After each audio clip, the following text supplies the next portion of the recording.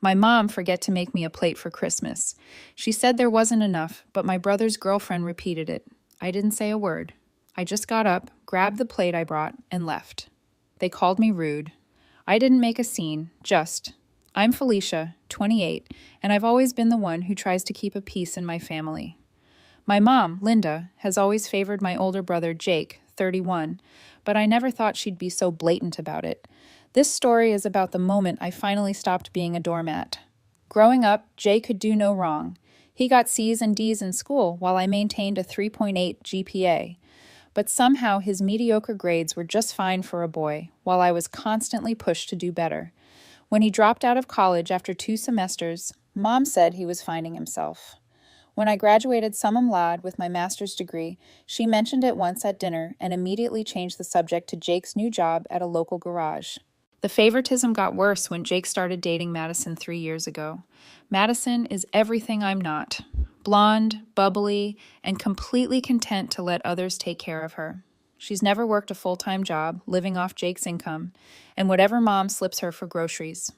Meanwhile, I'm a successful marketing director at a tech company, own my own condo, and have never asked my family for a dime since I turned 18. But Madison has Mom wrapped around her perfectly manicured finger. They go shopping together, get their nails done, and have these little inside jokes that somehow always seem to be at my expense. "Oh, Felicia, you work so much. You probably don't even know what's trending," Madison would say with that fake sweet smile. Mom would laugh along, never defending me. Christmas 2024 was supposed to be different. For once, I decided to really try. I spent weeks planning what to bring to Christmas dinner. I settled on my grandmother's famous pecan pie, the recipe that had been passed down through 4 generations. Grandma Rose had taught me to make it when I was 12, and it was the one thing I could make that always got genuine compliments from the family. I spent Christmas Eve in my kitchen, carefully toasting pecans, making the crust from scratch, and preparing the filling exactly as Grandma had shown me. The pie turned out perfect, golden brown, the filling set just right, the pecans arranged in concentric circles, just like Grandma used to do. I was genuinely excited to share it with everyone. Christmas morning, I showed up at Mom's house at 2 p.m., as planned, carrying my beautiful pie. Jake's car was already there, and I could hear Madison's loud laugh through the door. I knocked and walked in, calling out, "Merry Christmas!" Mom barely looked up from the kitchen. "Oh, good, you're here. But whatever you brought on the counter." I set my pie down carefully and noticed the spread. Mom had clearly gone all out. Honey-glazed ham, turkey, mashed potatoes, green bean casserole, stuffing, cranberry sauce, dinner rolls. It looked like a magazine cover. Madison was perched on a stool at the kitchen island wearing a ridiculous red dress that probably cost more than my monthly grocery budget, while Mom bustled around her like a personal chef. "Felicia, love your outfit," Madison said, looking me up and down. I was wearing a simple black dress and cardigan appropriate for Christmas dinner, I thought, but apparently not sparkly enough for Madison's taste. Jake emerged from the living room, where he'd been watching football. "Hey, sis, Merry Christmas." At least he hugged me and seemed genuinely happy to see me. We exchanged gifts first. I gotten Mom a beautiful silk scarf and Jake a nice bottle of whiskey. For Madison, I'd reluctantly picked out an expensive perfume set, figuring it was better to be gracious. They gotten me a generic gift card to Target. Not even wrapped, just handed to me in the store bag. Madison, meanwhile, unwrapped what looked like thousands of dollars worth of gifts from both Mom and Jake. Designer purses, jewelry, expensive skincare sets. Mom had even gotten her a weekend spa package.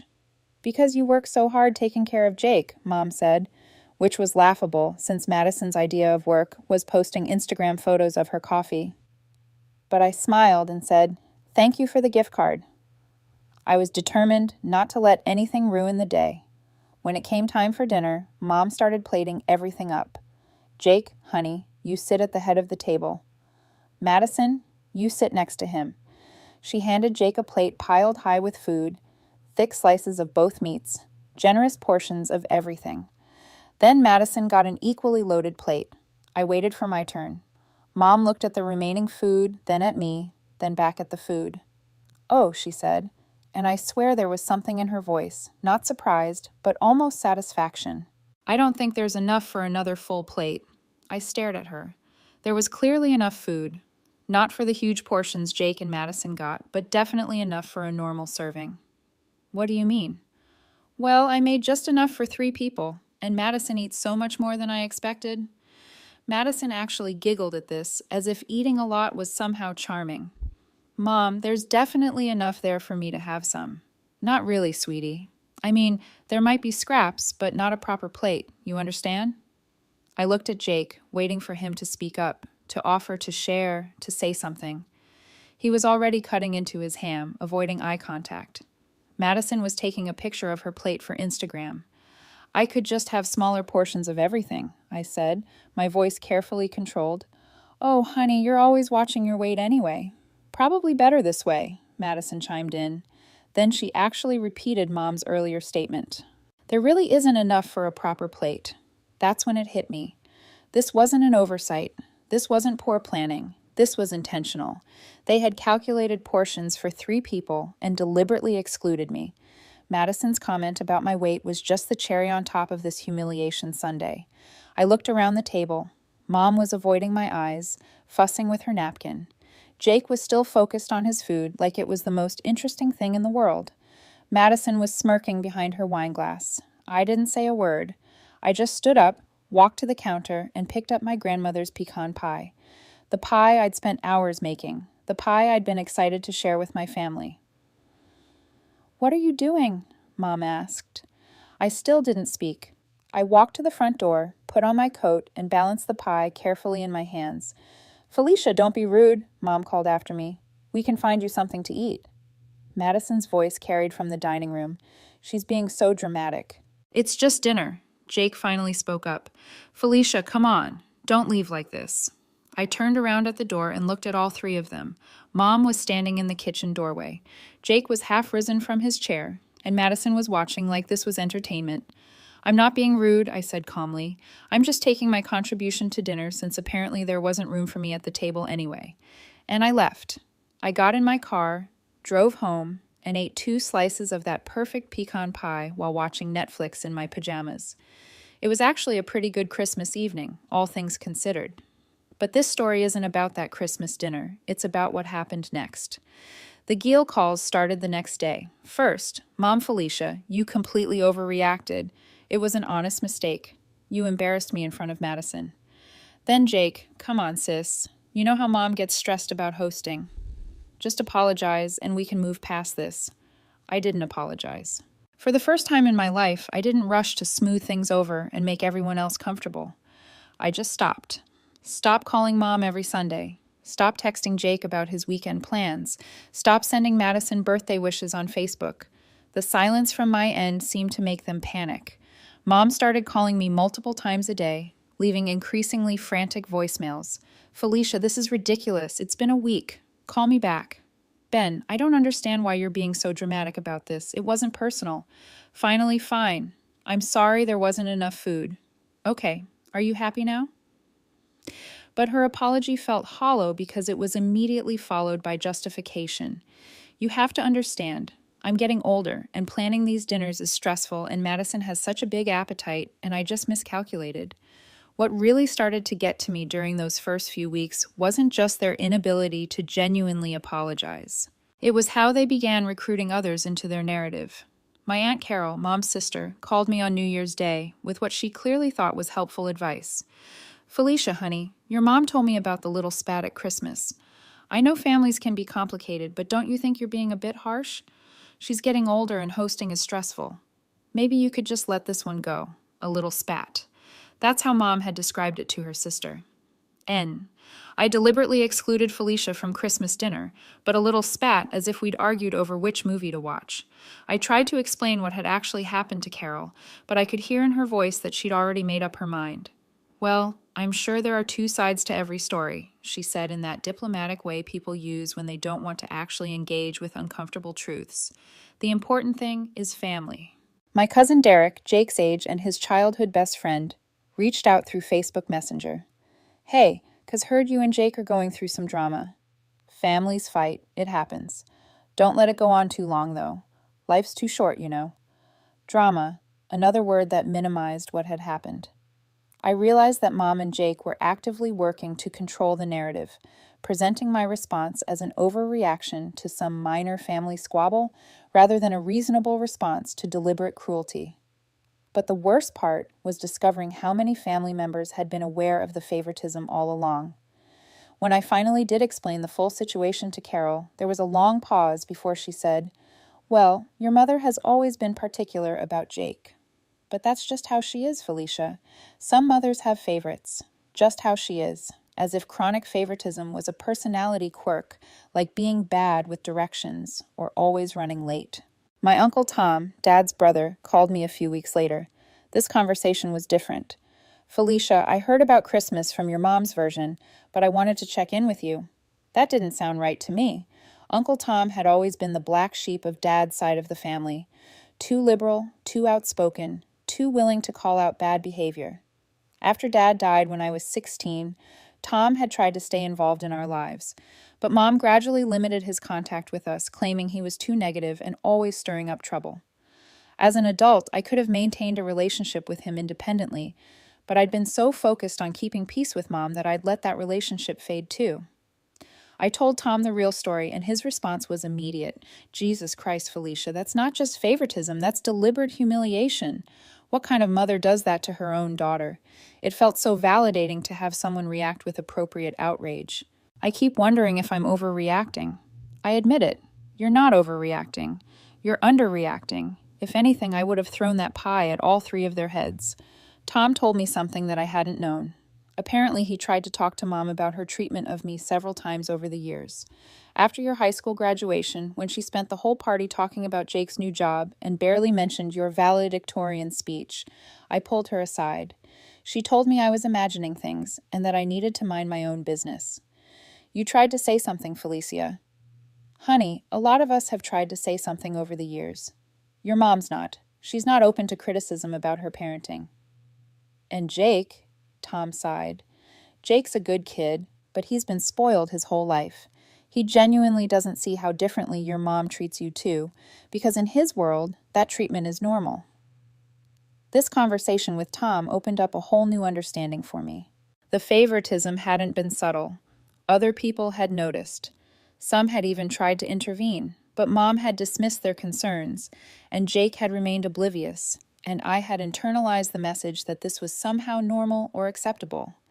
I started thinking about all the times over the years when I'd made excuses for their behavior, when I'd rationalized away obvious slights and dismissals. When Jake got a car for his 16th birthday and I got a card with $50 in it, Mom explained that boys need transportation more.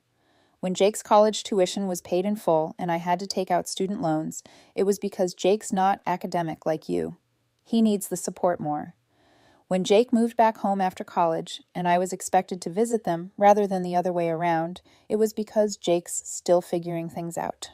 I had participated in my own marginalization by accepting these explanations, by trying to be the good daughter who didn't make waves of demand equal treatment. I had enabled a dynamic by being grateful for scraps of attention and affection. January turned into February and the guilt campaign intensified. Mom sent me a Valentine's Day card with a note inside. "Missing my sweet daughter. Love should bring families together, not tear them apart. Call me so we can fix this." The irony was suffocating. Love should bring families together, but where had love been when I was standing in her kitchen, excluded from Christmas dinner? Where was love when she allowed Madison to insult my appearance and eating habits? Where was love in the months of non-apologies and guilt trips that followed? Jake's attempts at reconciliation were equally frustrating because they completely avoided any acknowledgement of what had actually happened. He sent me a text in late February. "Miss hanging out with my little sister. Want to grab dinner this weekend? My treat." As if nothing had happened. As if we could just go back to our normal sibling relationship without ever addressing the fact that he'd sat silently while his girlfriend and mother humiliated me. I didn't respond to the text, so he escalated to showing up at my gym. He must have remembered that I went to yoga classes on Thursday evenings because he was waiting in the parking lot when I came out. "Felicia, come on." "This has gone on long enough." "What has gone on long enough, Jake?" This silent treatment thing. This grudge you're holding. I'm not holding a grudge. I'm protecting myself from people who treat me badly. Jake looked genuinely confused. Nobody treats you badly. We're a family. Jake, do you remember what happened at Christmas dinner? Yeah, there was a mix-up with the food portions and you got upset. A mix-up? That's what you think happened? Well, what else would you call it? I stared at my brother, this 31-year-old man who was genuinely convinced that his mother accidentally making dinner for 3 people when 4 were expected was just an innocent mistake. Jake, I want you to imagine that you showed up to Madison's family's house for Christmas, and her parents served dinner to everyone except you. They said there wasn't enough food, even though there clearly was. And when you looked hurt, Madison laughed and said, "You probably shouldn't eat anyway because you're always trying to lose weight." How would you feel? That's not what happened.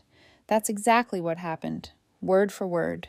Jake was quiet for a long moment, and I thought maybe I was finally getting through to him. Then he said, "Look, maybe Madison could have been more tactful, but she didn't mean anything by it. You know how she is. She just says things without thinking." She just says things without thinking. Another excuse. Another way of avoiding accountability. Madison's cruelty was reframed as a personality quirk. Something I should just accept and work around.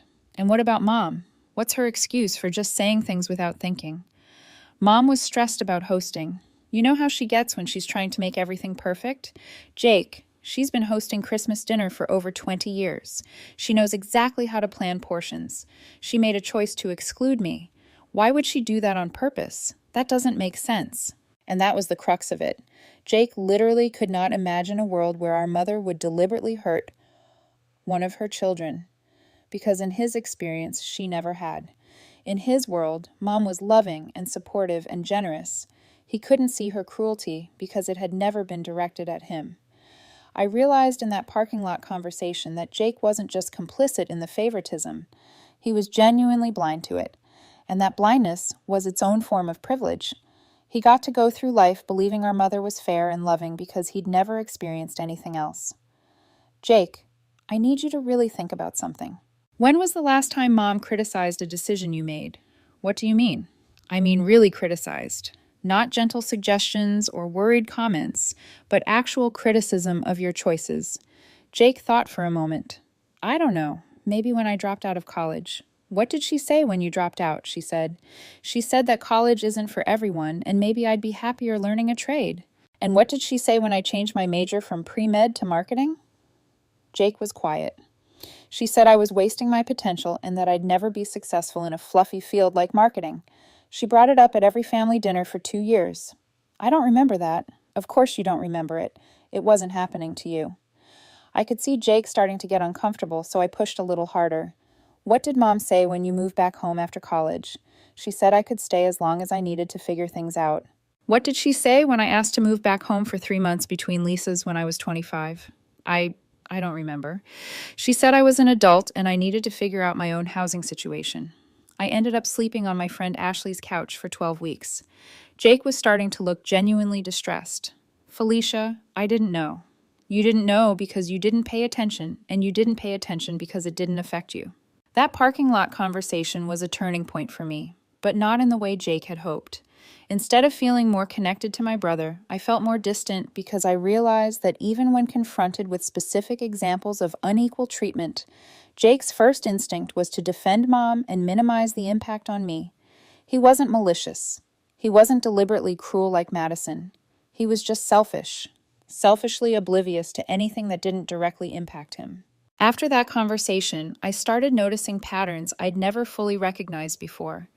I went back through years of family photos on Mom's Facebook page, and the disparity was startling. There were albums dedicated to Jake's high school football games, his graduation, his various jobs, his relationship milestones with Madison. My achievements were mentioned in passing, usually in posts that were primarily about something else. My college graduation photo was posted with a caption, "So proud of Felicia for finishing school. Now if only Jake would consider going back to college." Even my academic success was used as a way to encourage Jake, rather than celebrated for its own merit. I started remembering Christmas and birthday gifts Over the years, Jake always got exactly what he wanted, the specific brand of tools for his garage, the exact model of TV he'd been wanting, the concert tickets he'd mentioned months earlier.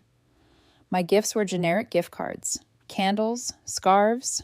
Nice enough, but clearly purchased without much thought about my actual interests or preferences. I remembered family dinners where Mom would ask Jake detailed questions about his day, his work, his plans for the weekend, while I got perfunctory housework, dear questions that she'd move on from before I finished answering.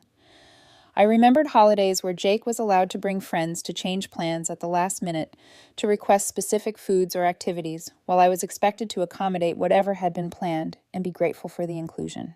The more I remembered, the angrier I got, not just at the Christmas dinner incident, but at years and years of subtle and not so subtle messages that I was less important, less interesting, less worthy of consideration than my brother. And the more I realized how long this had been going on, the more I understood that Christmas dinner wasn't an aberration. It was a culmination. It was all the years of favoritism distilled into one moment of pure, undeniable cruelty. Jake tried a different approach. He showed up at my condo unannounced the following Saturday. "Felicia, what's your deal?" "Mom's really upset." "My deal?" I asked, not letting him in. "Jake, when was the last time you stood up for me? Ever?" "What are you talking about? We're family, are we?" Because family doesn't deliberately exclude someone from Christmas dinner. Family doesn't make someone feel unwelcome in their childhood home. Family doesn't let their girlfriend insult their sister's appearance and eating habits. Jake looked uncomfortable. Madison didn't mean anything by that comment. "Jake," she called me fat and said I shouldn't eat dinner at Christmas, and you said nothing. "She didn't call you fat. You were always watching your weight anyway." "Probably better this way." What else was that supposed to mean? He was quiet for a long moment. "Look, maybe she could have said it better, but she's not wrong that you're always dieting." I closed the door in his face. February came and went without any contact from me. March arrived, and apparently my silence was making them desperate because the tactics escalated. Mom started sending me cards. Not normal cards, guilt cards, missing my daughter cards, family is forever cards, each one with long, handwritten notes about how I was tearing the family apart and holding grudges and being selfish. Madison, of all people, sent me a Facebook message. "Hey, Felicia, I hope you're doing well. I've been thinking about our last conversation and I wanted to reach out. I think maybe there was a misunderstanding at Christmas. I would never want to hurt your feelings. Maybe we could grab coffee and clear the air. I hate that there's tension in the family over something so silly." The audacity was breathtaking. She was rewriting history, making it sound like I'd misinterpreted some innocent comment rather than acknowledging that she'd deliberately been cruel. I didn't respond to any of it. By April, I learned through social media that Jake had proposed to Madison. The engagement photos were everywhere, her showing off a massive ring, both of them grinning at the camera. Mom had shared the photos with captions like, "So excited for my future daughter-in-law," and "Can't wait for the wedding." That's when the real pressure started. Mom called me at work. Actually called my office line, which she'd never done before. "Felicia, I don't care how mad you are at me, but Jake is getting married, and you need to be there for him. This is bigger than your little tantrum about Christmas dinner." My little tantrum. 4 months later. And that's still how she saw it. "I haven't been invited to anything." I said, "Of course you're invited. You're his sister. Madison wants you in the wedding party." This was news to me. "Madison told you she wants me as a bridesmaid." "Well, she mentioned it. You'd probably be a good choice." Probably. Even when she was trying to include me, Mom made it sound like I'd be lucky to be chosen. But I was curious about Madison's angle, so I agreed to meet her for coffee. She suggested a trendy place downtown, somewhere she could be seen and photographed for her social media. Madison showed up 20 minutes late, made a big show of air kissing me, and immediately started talking about wedding plans without any acknowledgement of the months of silence between us. "So I'm thinking a spring wedding next year," she gushed. "April or May. Something outdoor. Very romantic. I want the bridesmaid dresses to be blush pink. It'll look amazing with my skin tone. Oh, and I found the most incredible venue." She talked for 30 straight minutes about flowers, photographers, dress designers, and catering options. I just sipped my coffee and listened. Finally, she paused and looked at me expectantly. "Sounds lovely," I said. "So, you'll do it. You'll be my maid of honor. Maid of honor. Not just a bridesmaid, but the maid of honor. The person responsible for planning the bachelorette party, organizing the bridal shower, giving speeches, and essentially being Madison's personal assistant for the next year. Why me? I asked. Madison's smile flickered for just a second. Because you're Jake's sister and family is so important to us. And honestly, you're so organized and responsible. You'd be perfect for handling all the details. Translation. You'll do all the work and pay for everything, and I'll take all the credit. I'll think about it, I said. Her smile became strained. Well, don't think too long. I need to know soon so I can start planning. I left the coffee meeting with a very clear understanding of what was happening. They didn't miss me. They didn't want to repair our relationship. They wanted my labor. Mom wanted me to shut up and fall back in line. Jake wanted his wedding to look normal with his sister there, and Madison wanted a free wedding planner. That night, I made a decision that would change everything. I called my boss the next morning and asked about the company's London office.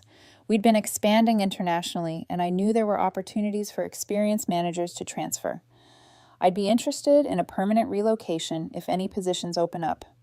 3 weeks later, I had an offer. Senior Marketing Director, European Division. Significant salary increase, full relocation package, and a chance to start completely fresh. I accepted immediately. I didn't tell my family right away. Instead, I started quietly making arrangements.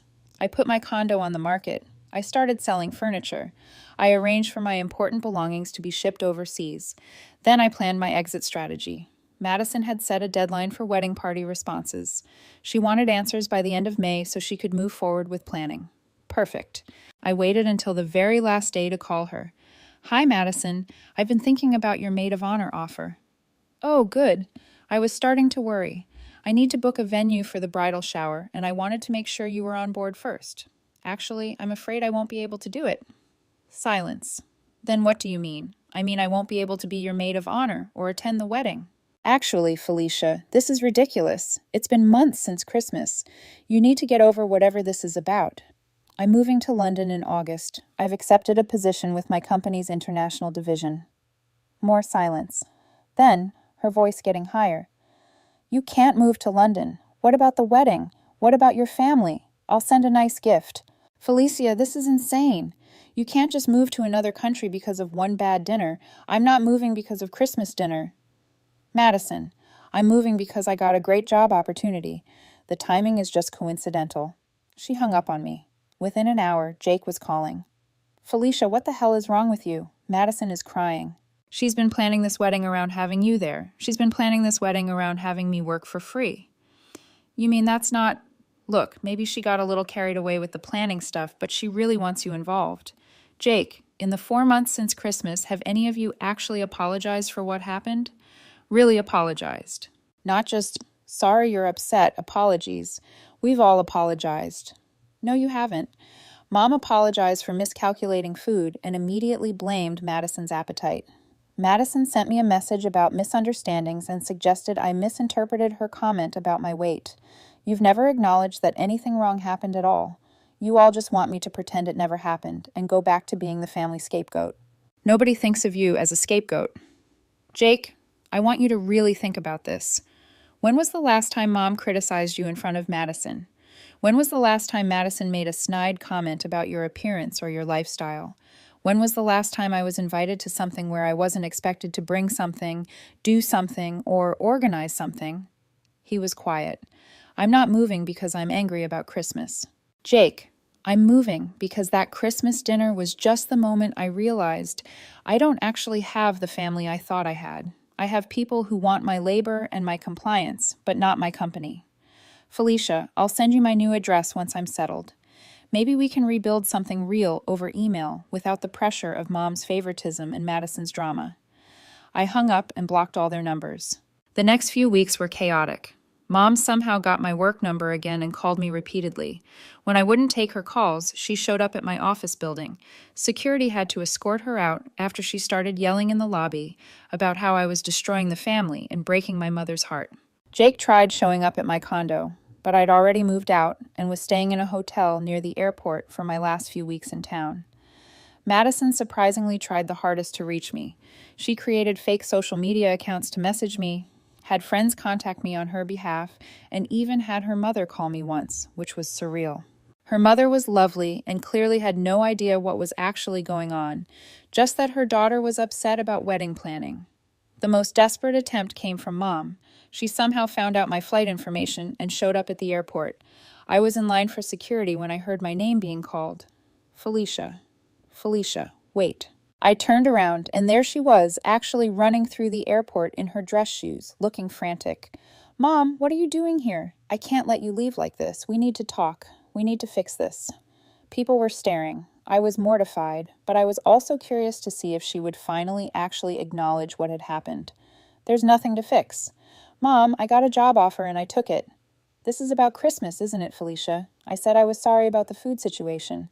What food situation, Mom? Say it. Tell me exactly what you think you did wrong. She looked flustered. There wasn't enough food and you got upset. Mom, you made dinner for 3 people when 4 people were coming. You excluded me deliberately. Madison insulted me, and Jake said nothing. Then you all spent months trying to make me feel crazy for being hurt about it. It wasn't deliberate. I just miscalculated. Mom, you've been cooking Christmas dinner for over 30 years. You know exactly how much food 4 adults need. You made a choice. She started crying right there in the airport security line. I don't understand why you're doing this to us. It was one mistake, one dinner. Why are you punishing the whole family? I'm not punishing anyone. I'm protecting myself. There's a difference. That's when she said the thing that confirmed I was making the right choice. What about Jake's wedding? What about your responsibilities to this family? You can't just abandon us because your feelings got hurt. My responsibilities to the family, not the family's responsibility to treat me with basic respect, but my responsibility to absorb whatever they dished out and keep coming back for more. Goodbye, Mom, I said, and walked through security. I've been in London for 6 months now. My job is amazing. The city is incredible, and I've made more genuine friends in 6 months than I had in years of trying to maintain relationships with people who only wanted me around when they needed something. Jake sent me an email last month. Just one line. The wedding was beautiful. I wished you were there. No acknowledgement of why I wasn't there. No apology. No sign that he'd learned anything from my leaving. Just a statement designed to make me feel guilty for missing his special day. I didn't respond. Madison sent a wedding photo to my work email address somehow. Her in a massive white dress, surrounded by bridesmaids in blush pink. Everyone smiling at the camera. She looked beautiful and happy, which is fine by me. I hope she and Jake have a wonderful marriage. I just don't need to be part of it. Mom sends postcards occasionally, never letters, just postcards with short messages like missing you or hope you're well. They feel performative, like she's doing the minimum to say she tried to maintain contact. The thing is, I'm not angry anymore. I was never really angry. I was hurt and disappointed and tired. Now I'm just free. I realized that I'd spent 28 years trying to earn love that was never actually available to me. Mom was never going to love me the way she loves Jake. Jake was never going to prioritize my feelings over his convenience, and Madison was never going to see me as anything other than a resource to be used. That Christmas dinner wasn't the problem. It was the symptom. The problem was that I kept showing up to a table where there was never going to be a place set for me, and I kept hoping that this time would be different. Sometimes people ask if I miss my family. I miss the family I thought I had. I miss the idea of having a mother who was proud of me and a brother who had my back. But I don't miss the reality of who they actually are. Last week, I got a message from my cousin Elena, who I hadn't talked to in years. She said she'd heard through family gossip that I'd moved to London, and she wanted me to know that she'd always admired how I handled myself around Linda's drama. She said a lot of the extended family had noticed the favoritism over the years, but hadn't known how to address it.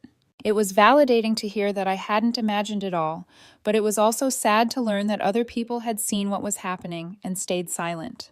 I guess everyone has their own reasons for keeping the peace. Elena also told me something interesting. Apparently, Mom has been telling people that I abandoned the family over a misunderstanding and that she did everything she could to fix things. According to Elena, Madison has been playing the victim too, talking about how hurt she was that I rejected her attempts to include me in the wedding. They're rewriting history, making themselves the victims of my unreasonable behavior. Part of me wants to set the record straight, to tell everyone what really happened. But a bigger part of me realizes that people who know me well enough to matter will see through their version of events. And people who don't know me well enough, well, their opinions don't really matter. Anyway, I'm building a new life here. I'm dating someone, a lovely British man named Oliver, who thinks it's completely normal that families should treat each other with kindness and respect. When I tell him stories about my family, he's genuinely shocked. They did what? At Christmas dinner? He asked when I first told him about the infamous Christmas. That's not normal, Felicia. You know that's not normal, right? It's taken me months to really internalize that. It wasn't normal, it wasn't okay, and I didn't deserve it. I'm planning to spend this Christmas with Oliver's family. His parents have already been so welcoming, asking about my work and my interests and actually listening to the answers. His sister texted me last week just to share a funny article she thought I'd enjoy. These are people who barely know me, and they treat me with more consideration than my own family ever did. I'm not saying this story has a perfect happy ending. I still feel sad sometimes about losing my family, even though I know it was the right choice. I still wonder what would have happened if I'd stayed and kept trying to fix things. And I still feel guilty sometimes, like maybe I'm the one who broke everything. But then I remember that Christmas dinner. I remember the look on Madison's face when she repeated my mother's excuse about there not being enough food. I remember Jake avoiding my eyes while I stood there excluded from my own family's celebration. I remember the months of non-apologies and guilt trips that followed. And I remember that I didn't make a scene. I didn't yell or cry or throw a tantrum. I just quietly took my grandmother's pecan pie, the one thing I contributed to that dinner, and I left. Sometimes the most powerful thing you can do is just leave. Take your pie, take your dignity, and build a life where there's always a place at the table for you. I heard through Elena that Jake and Madison are already having marriage problems. Apparently, Madison quit her part-time job right after the wedding and has been spending money they don't have on home decorating and spa treatments. Jake has been working extra shifts to pay for her lifestyle, and he's exhausted and resentful. Mom has been giving them money to help with expenses, which is causing tension between Mom and her boyfriend, Richard. I felt a moment of Shanann when Elena told me this, followed immediately by guilt for feeling that way. I don't actually want Jake to be unhappy. I just want him to understand that actions have consequences and that enabling people's bad behavior eventually backfires. Maybe someday we'll be able to rebuild some kind of relationship. Maybe they'll do the work to understand why I left and make genuine amends. Maybe we'll figure out how to be family without all the dysfunction and favoritism. But for now, I'm perfectly happy building a life where Christmas dinner always has enough place settings, where my contributions are appreciated, and where nobody questions whether I deserve a seat at the table. That's my revenge, I guess. Not vengeance, but success. Not punishment, but peace. I took my pie and I left, and I built something better. Sometimes that's the most powerful statement you can.